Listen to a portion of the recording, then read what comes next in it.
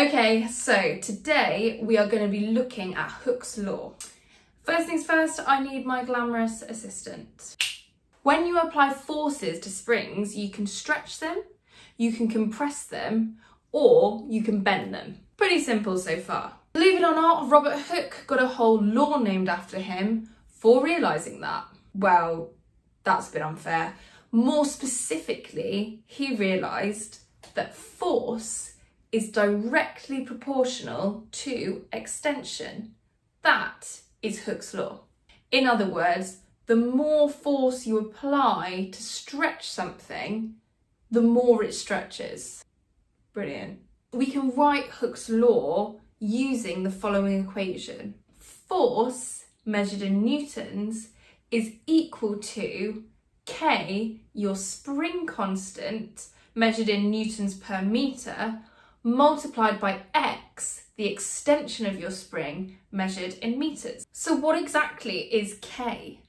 Well, K, my spring constant, tells me something about how difficult it is to stretch my spring. If K is large, it means it is very, very difficult.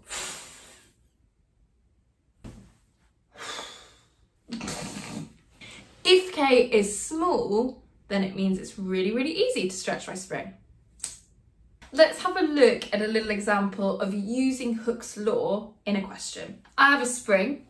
It has an original length of 10 centimetres. When I apply a force of 5 newtons, the spring stretches to its new length, 15 centimetres. Work out the spring constant. Okay, first let's label all our variables in this question. Our force is the 5 newtons. Our extension is going to be the final length of our spring, take away the original length of our spring. So for this question, we've got 15, take away 10 is 5 centimetres.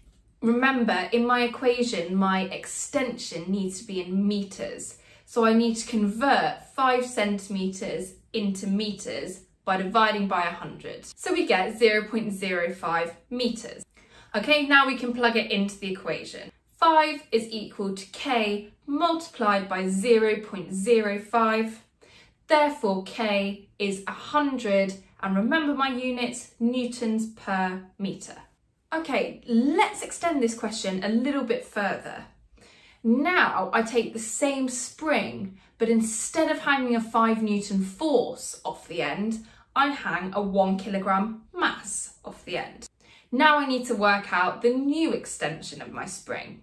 So, because I'm using the same spring, the spring constant will be the same as in the previous question. So I can write that K is equal to 100. To figure out the force pulling down on my spring, I need to find the weight of my mass. If you're unsure about what weight is or how to calculate it, click on this video below. So I'm going to take my mass 1, multiply it by G10 to give me my force 10 newtons. Okay, now to find my extension, I can do my force 10 divided by my spring constant 100, and that gives me 0.1 metres. Thanks for watching. If this video's got you hooked, check out more videos below. Also, you can find all the notes on today's video in the description below.